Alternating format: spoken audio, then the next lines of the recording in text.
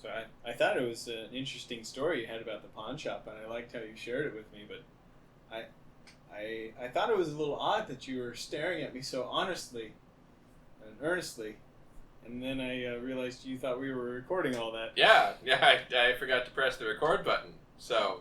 That's okay, I didn't get my candy. Yeah, well, you just power down on some of that candy.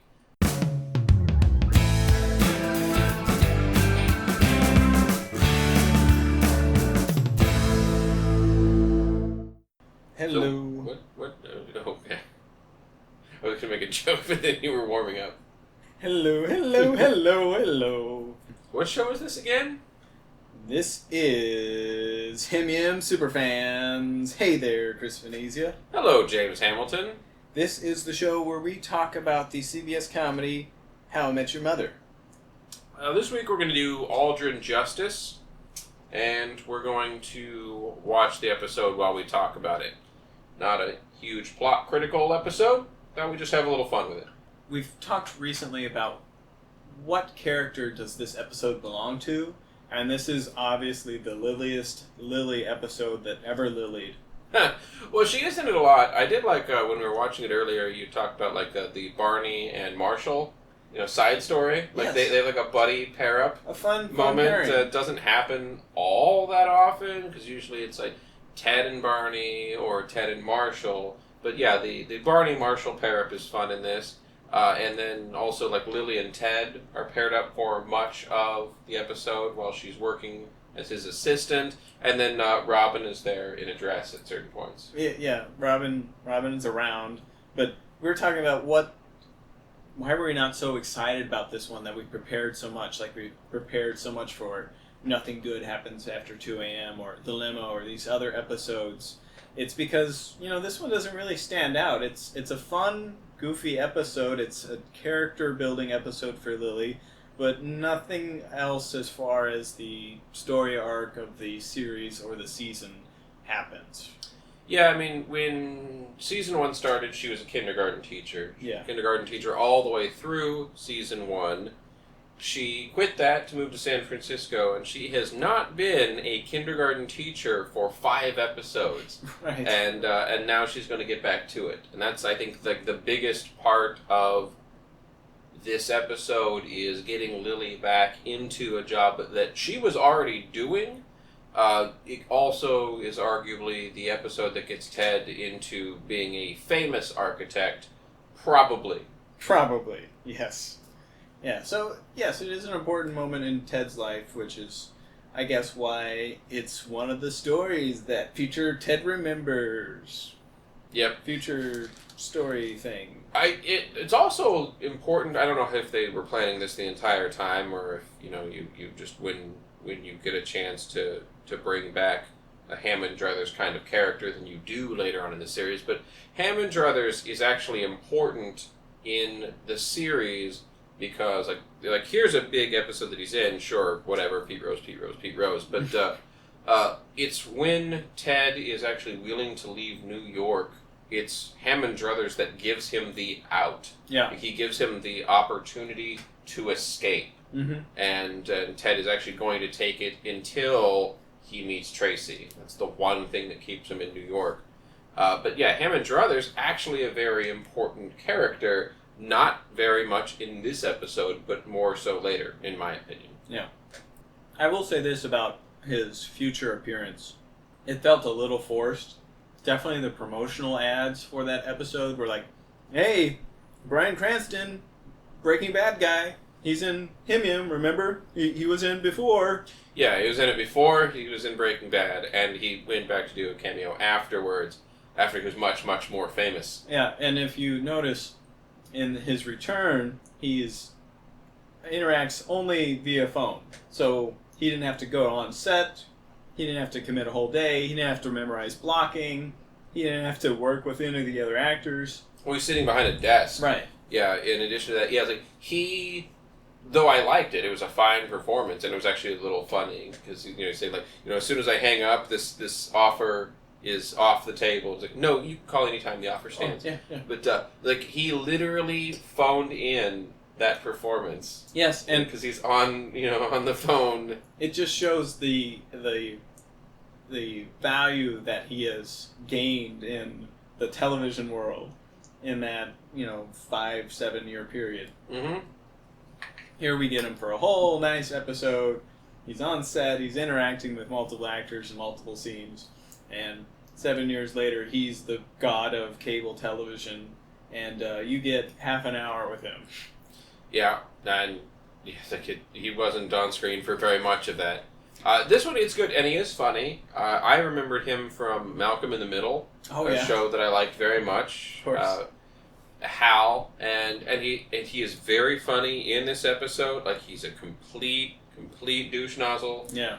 And it works. Like, you love the character because he's so hateable. Yes. Like, gosh, I just, what is he going to do next? It's just going to be so awful. Like, that makes him, like, I don't know, treat people like they're not human beings. He's like pointy-haired boss, or I guess the boss from Devil Wears Prada is like this. Or, lots of bosses are depicted. Or the bosses from Horrible Bosses.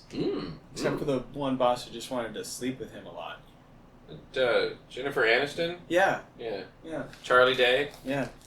Charlie. That guy's funny. Tune in next week for... No, we're not doing It's Always Sunny in Philadelphia yet. Yes.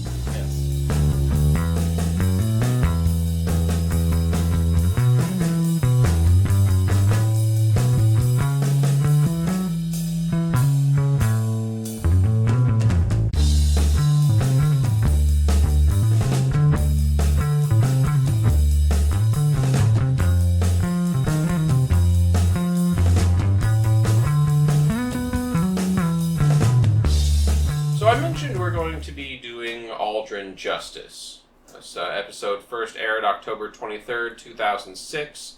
It's written by Jamie Ronheimer and it's directed by Pam Fryman. Fun fact about Pam Fryman, Chris. She's the one who pitched the joke, if you trim that back, it'll make the rest look bigger. Mm-hmm. Yep. So, we're going to go ahead and watch the episode. You can watch it too. You don't have to sync up with us or anything. No, let's save it. Let's save the talk about the cougar. The cougarton? Cougars. No, I'm going to say it now. The episode has a cougar in it, and as we were watching it earlier, it confused me because that's such a common term now. Mm-hmm. Like a very household term. A cougar, a woman who likes younger men. Really, that's the simplest way to put it. It can mean lots of... You can expand on that, but that's the simplest, base way, to describe that. Apparently, in 2006, not that common that the most of the gang doesn't know that term. We looked it up. Actually, that is fairly legit. Yeah, you said it was originated in Canada. Right, which is a retroactive little bit of trivia. Because we find out in season, 8 or 9, that Barney's 1/4 Canadian. Yep. Finds out that his dad. Mm-hmm. His dad is half. Canadian. Mm-hmm. So the episode starts, you were pointing out that this is in Robin's apartment. Yeah. We don't get to see it a lot. Right, nice. So it's interesting. So Lily has become besties with Robin again. They had no hatchet to bury. Mm-hmm. We're gonna get some hatchet burying between Ted and Lily later on when Lily steals Christmas. But Robin had no problem with her leaving. Like, no, follow your dreams, etc. So she comes over to Robin's apartment every day with a new career. Yeah, and one of them was beekeeping. Right. And I don't know if I'm sure it's just a coincidence, but maybe it's in the genes. The Aldrins love beekeeping. Or they've all got to try it at least once in their life. Burning beekeeper. Mm-hmm. Bears, beats, Battlestar Galactica. They do a little bit of catch you up here with Lily's character. Oh yeah, she came back and she's unemployed. We find out where she's living, and she was living with Barney for a while. Yep, she was living with Barney, and she got the really crappy. Well, no, she got the really crappy apartment first. Right. But she's gone back to that just with nicer sheets. Yes. she tried all these different jobs, and now she's working at the cartooniest cartoon of sitcom cartoon burger joints. Big Kahuna Burger. Yeah, some sort of hula thing. Yeah, everyone sort of makes fun of her. I like Marshall. He's I think still got a little bit of a sore side from Lily leaving, so he takes the Polaroid. Mm-hmm.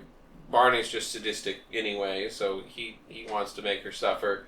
Just to see what happens. Mm-hmm. Ted, I feel like we were saying, like he's still got like a little bit of unresolved angst. Yeah, he if anything, he wants to dig at her a little bit. Barney wants to just participate, and and Marshall, maybe he wants to see her again. Maybe there's a little bit of affection there as well. Mm-hmm. He doesn't go over the top. He just does the picture so he can remember this moment always. Yeah. And savor it for as long as he wants to. I like Robin. She's like, no, Lily's our friend. I support her, but I think it's my birthday. I want some free ice cream. Bring out the big drum. I want you to sing that stupid song. Yes, this time with feeling. I hope they tipped her well. I imagine they did. That's the thing. Like, if you're gonna go torture your friend at work, I think you leave him a decent tip. Oh yeah, a big stack of ones. Yeah, I mean, it's not like a fancy place. They their ticket isn't going to be like $100 or something like that. It's 20, like one of those singles. Yeah, it's like one of those $6 burger kind of places. So Ted fat shamed his assistant at work. She felt, at least, because she brought half a chicken and a tub of salad.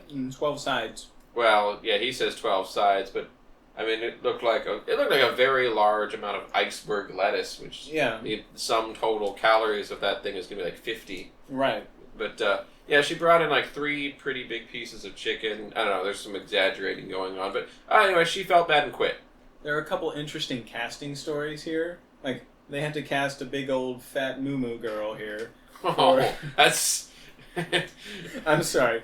They cast a woman and didn't give her any lines. They cast a woman based on her size and didn't even give her, a line so that she gets an acting credit. No. But, that's a little shady to me. But how many large women did you have to wave away? Sorry, no. Too big. Not big enough. I don't even know. Doesn't look like you enjoy chicken enough. Bays and Thomas were really... No, it's Pam Fryman. No, is in charge of that. What's the audition like when you have no lines? Is look like you're about to enjoy some chicken. Yeah. And then don't.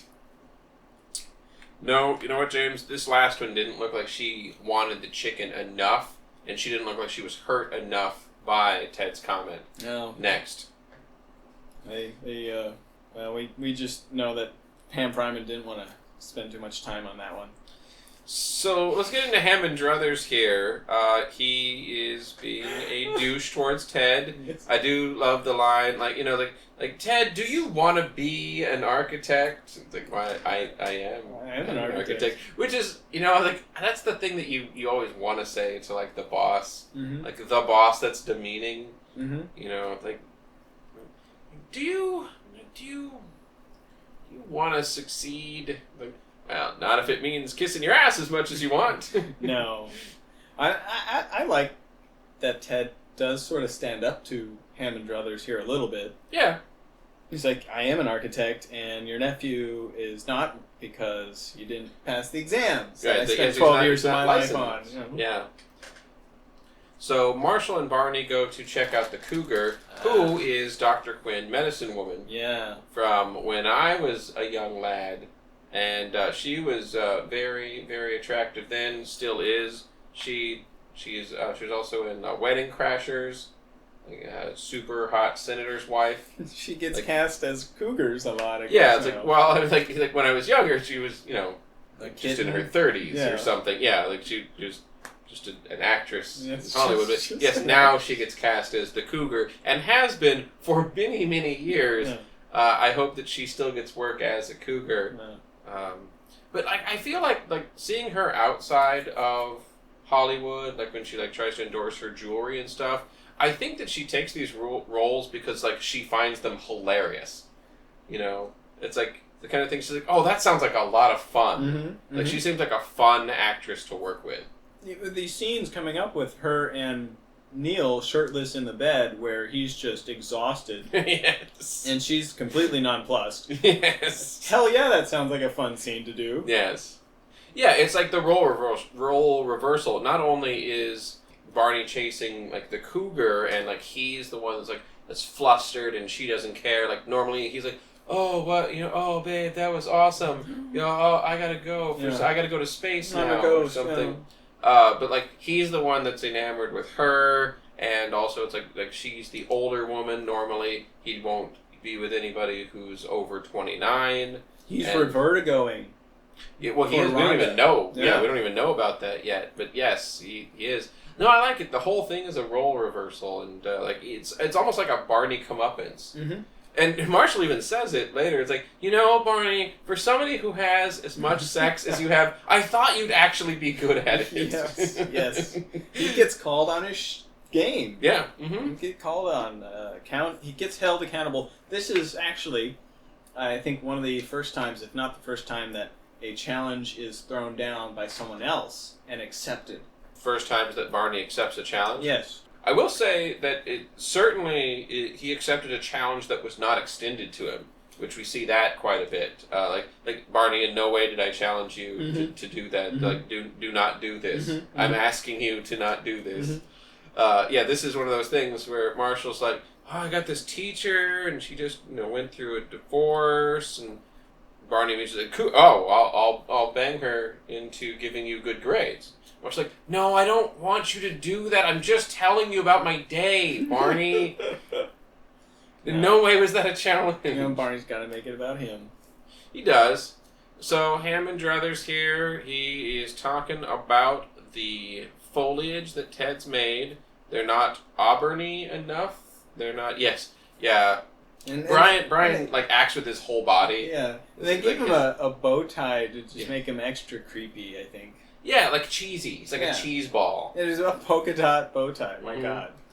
It's like he wants a bushier and more brunette that just like rises from a thicket of wild, ungroomed shrubbery. Can't unpicture it. That's right.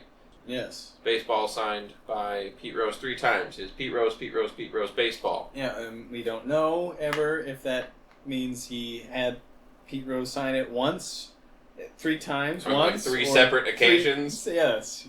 Keeps going back to find Pete Rose. Yeah, and he's signing it again. Yeah, like he could have signed it 3 times all at once and just been done with it. We don't know Druthers' backstory. Back in Universe 13, right? Yes, we learn all about Druthers' desperate backstory, where he meets Pete Rose once every 10 years at a pivotal moment in his life. Right? Yeah, and gets him to sign the ball. It's real important to him. So Lily is trying to teach him a lesson. She's trying to teach Ted a lesson too. Part of the point of the episode is that Lily is figuring out herself. Like I said, like she's only been not a kindergarten teacher for 5 episodes, but like she's finding in herself that like that's what she really wants to be. She wants to shape people's lives. She wants to control people. Well, change people. If anything, she's uncomfortable in this corporate role where she's so comfortable in the kindergarten teacher role where she can comment and direct people's behavior. Right. And they have to listen to her. Where, like, in this universe... Where it's actually a good idea. Well, right. That is true. Like, yeah, like, in this world, it's not okay for Lily to be doing that. To be, like shaming people into changing their behavior. No.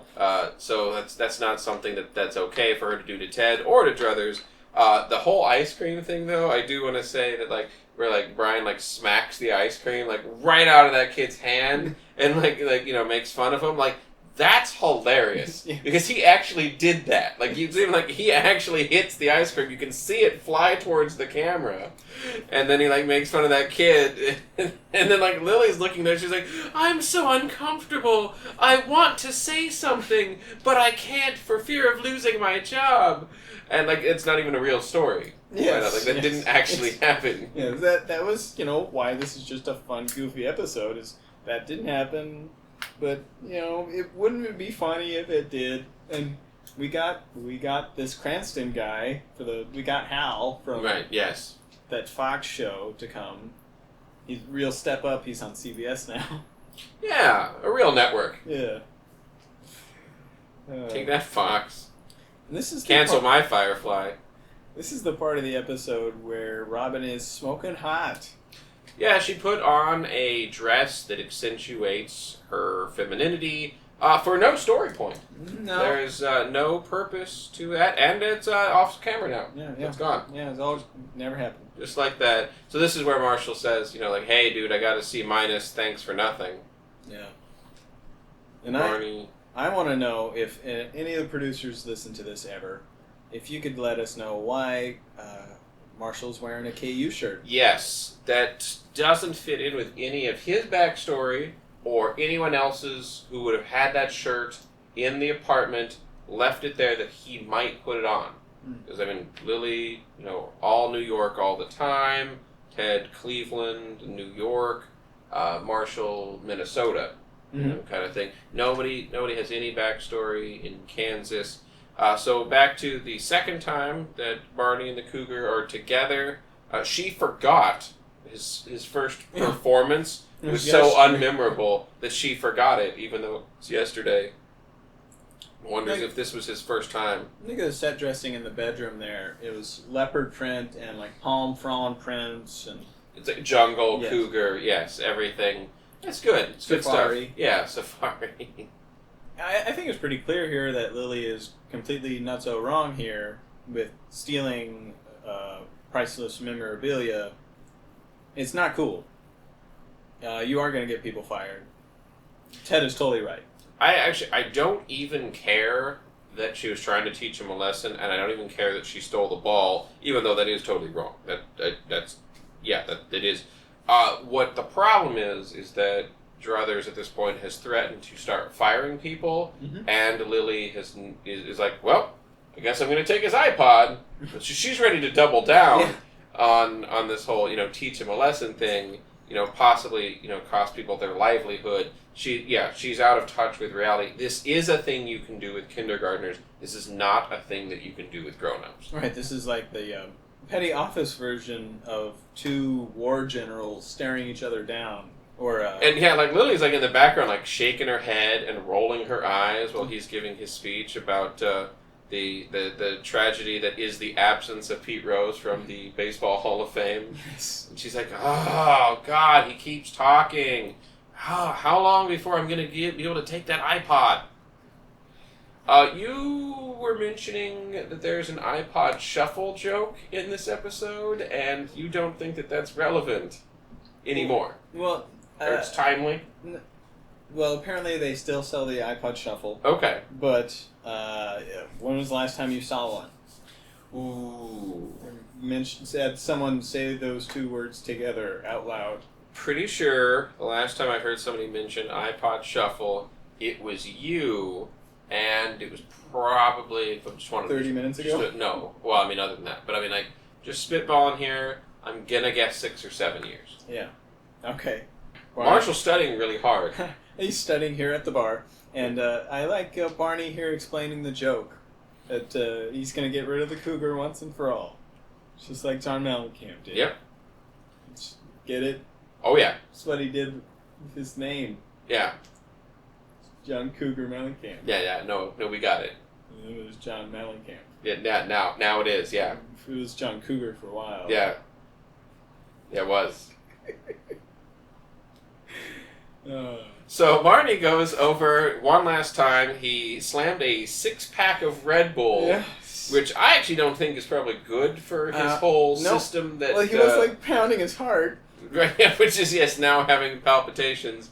I don't know that that's good for the whole doing it system, whatever that's called, reproductive system. So weird moment that didn't really work for me. Druthers, they're saying to Ted, you could say that Lily was deranged. Yeah, I could. Yeah, I could. You could say it. Say it. Say that Lily was deranged. And he says it, and the whole office is like, oh, Ted, that was way too much. Okay, that was not interesting or funny or clever, and it wasn't the same level of douchery that we've been used to for Druthers for the entire rest of the episode. It kind of crosses the line into like a pathological sort of gaslighting, bizarre sort of manipulative behavior For no reason. Yes. Yeah. It was very uncomfortable. Thankfully it was brief. And they didn't dwell on it, and I guess maybe we don't need to, but the client has decided to pass on the penis building. Yeah, just walked out the room. Yeah. Well, I mean, it's pretty embarrassing. Like, if you're a client, like, I want to build a building, and then, like, you go to the firm, like, we're going to design it for you. Like, great. You have great, credentials. Hammond Druthers, yeah, got all those awards. And then, like, they show you a dick. Yeah. And, like, no, you know what? I don't need this crap. Fuck you guys. Yeah, like, I have billions of dollars that I'm trying to invest into something. Like, I just, no. Get out of here. So, Ted shows him the thing. He gets picked. His building gets picked. They're going to make it. His company doesn't go under. And he's the youngest person to design a skyscraper in New York, probably. Yeah. Probably! That's my favorite line of the episode, and I think, if anything, it sums up Robin's brief appearance as Ted's girlfriend. Yeah. As she's so supportive, and she's fucking toasting him. Yeah. Yeah, she is. She is like the person who has his back the most. Is like his supporter. Like, he's literally lifted up by the bar, and like she's the one that's like toasting to his like rise in his career. Like, she's just the shaft of his career is just erecting from the ground.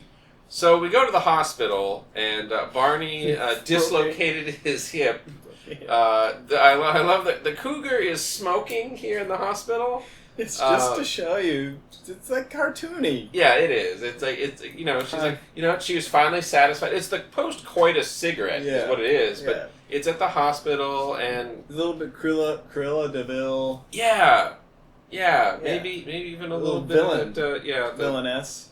The Devil Wears Prada. Oh yeah, that kind of thing. I thought I saw it, but I assume that she smokes. Yeah. It's like the older woman that smokes. Yeah, it's kind of the villain. It's kind of sexual also. Yeah. And it's sort of a lot of different themes going on there.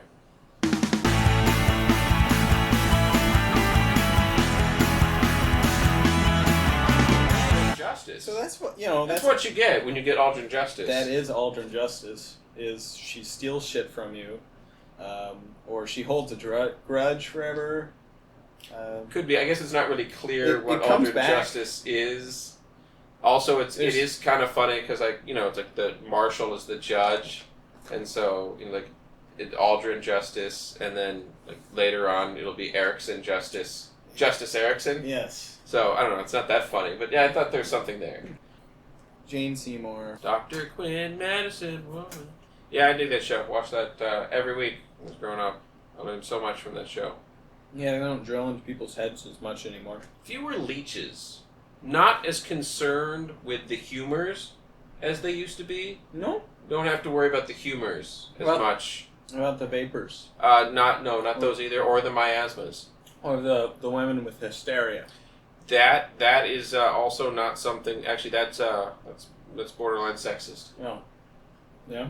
Yeah. I thought it was entirely sexist. All right. I'll give you that one. That's what? Let me go with entirely. So, Aldrin Justice, what happens in this episode? Lily gets back to being a kindergarten teacher, and Ted makes a building. Robin supports him. Marshall tries to study. Barney breaks his no one over 30 rule because it's sort of like a challenge. Next week, we're going to do Swarley, which is actually much more important than this episode. Yeah, Swarls. Yeah, Swarls Barkley. Save that one.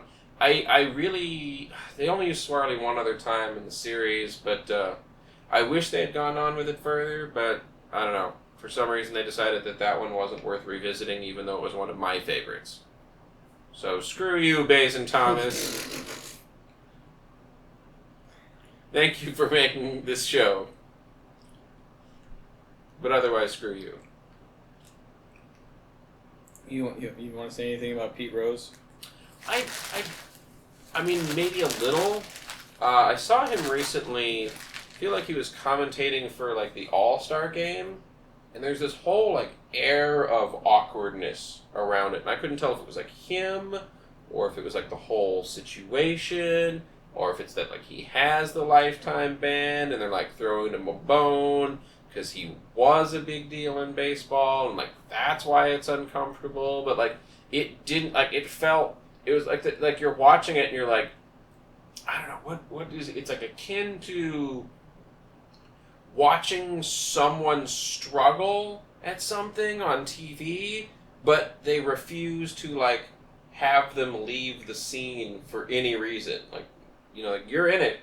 We're just gonna keep going. No matter how bad this gets, this is what we've committed to, and we're just going to run with it.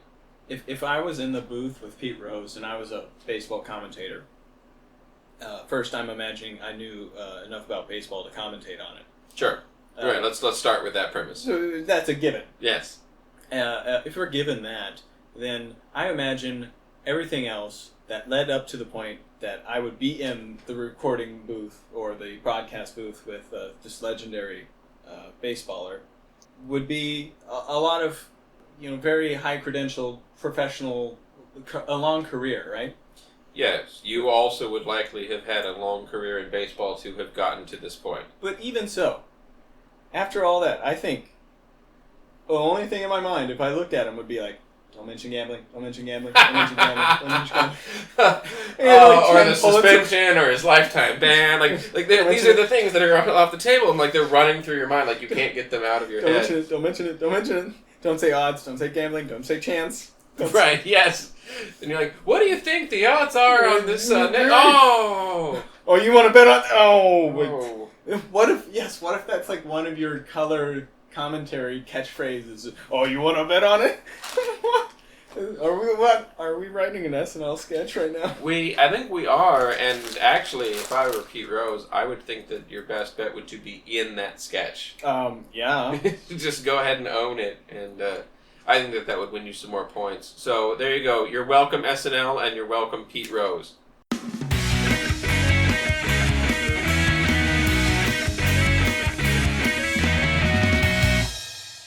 So that's Aldrin Justice. We had a lot of fun making this one today. Yeah, it was just a fun episode, so we had a lot of fun watching it together. And if you wanted to join in the conversation, hit us up on Facebook, YouTube, Twitter. We're on all of those. Yeah, facebook.com/groups/HIMYM Superfans. You can tweet at us, HIMYM_James. And on YouTube, we're Roundbox Media or HIMYM Superfans. Yeah, you'll find us. So join us next week for Swarley. It's that actually is one of my favorites. I love Swarles Barkley. I actually named my router Swarley. So a direct tie-in to Friends. The coffee shop. Kind of. Yeah, and they don't think it's as much fun. Yeah. They swear it had nothing to do with Friends. Yeah, right.